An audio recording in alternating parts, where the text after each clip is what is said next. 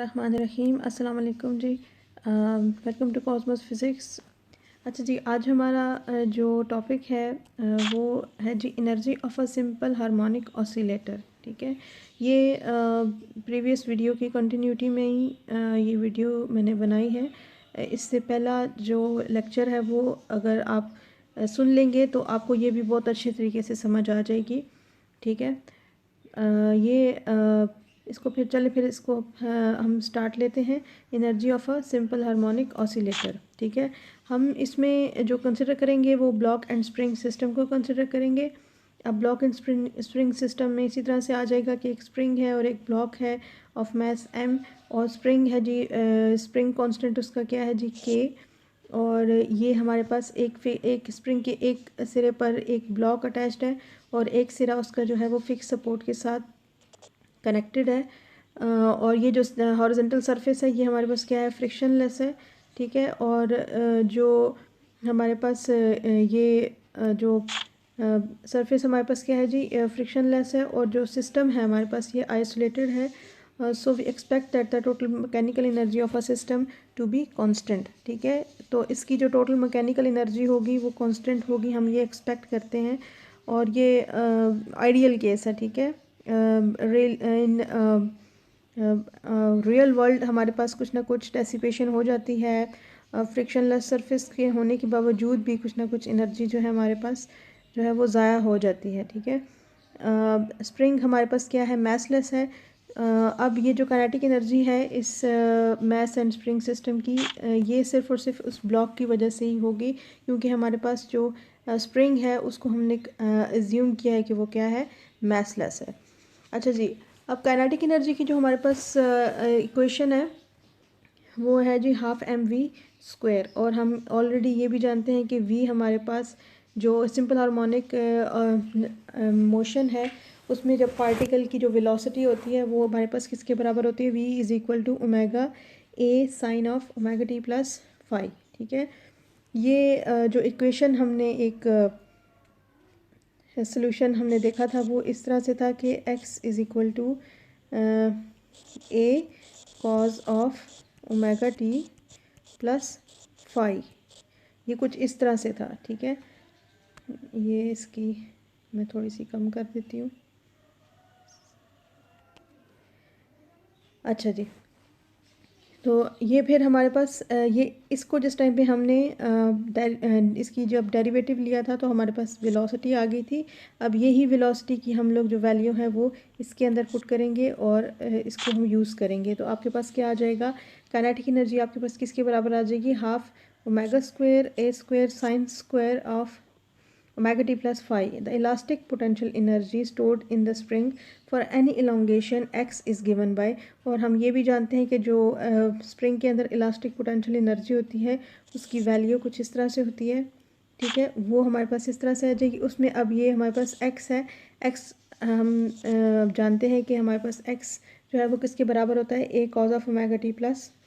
ठीक है, तो इसकी भी हम लोग इसमें वैल्यू पुट कर देंगे तो हमारे पास क्या आ जाएगी, ये काइनेटिक इसकी पोटेंशियल एनर्जी आ जाएगी, इलास्टिक पोटेंशियल एनर्जी। ठीक है, in this case of spring हमारे पास काइनेटिक जो पोटेंशियल एनर्जी होती है वो क्या होती है, इलास्टिक पोटेंशियल एनर्जी होती है।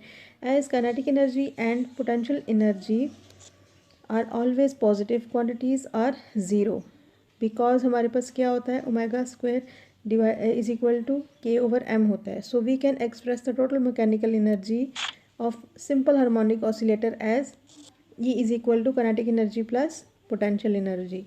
अब इसमें हम क्या करेंगे, काइनेटिक एनर्जी की भी वैल्यू डाल देंगे और पोटेंशियल एनर्जी की भी वैल्यू डाल देंगे। तो हमारे पास लास्ट में जो इक्वेशन आएगी वो कुछ इस तरह से आएगी, E = ½ ठीक है, so the total mechanical energy of simple harmonic oscillator is a constant of motion. ठीक है, ये स्प्रिंग कांस्टेंट की बात कर रहे हैं, and is proportional to the square of the amplitude. Amplitude क्या है, मैक्सिमम डिस्टेंस होता है जी फ्रॉम मीन पोजीशन। ठीक है, know the maximum kinetic energy stored in a spring when x = ±a।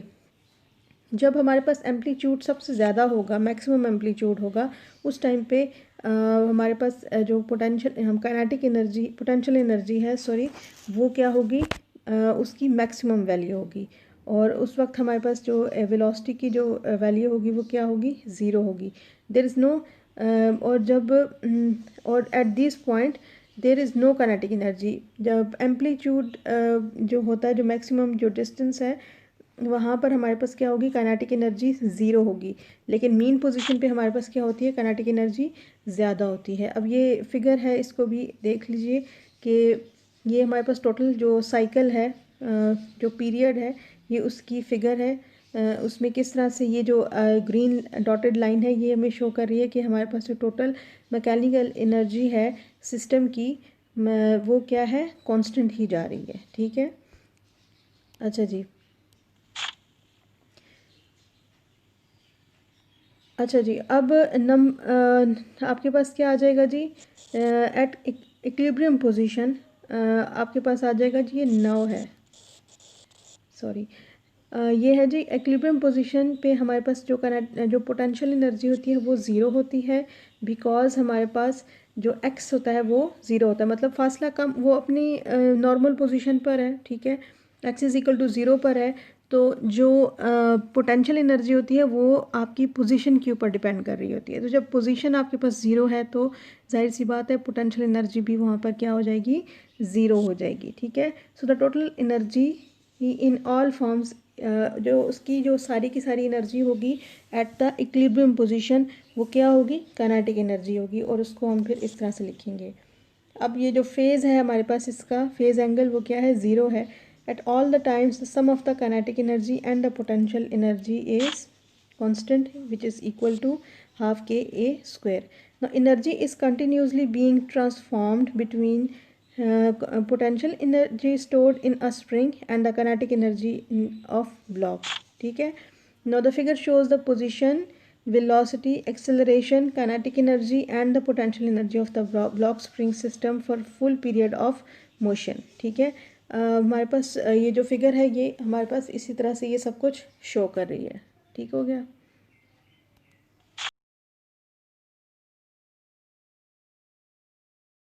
obtain the velocity of the block at any arbitrary position। हम देखेंगे इसकी velocity जो है वो किसी भी पोजीशन के ऊपर इसकी क्या किस तरह से आ जाएगी। हम ये जानते हैं इसकी टोटल मैकेनिकल एनर्जी जो है वो क्या है,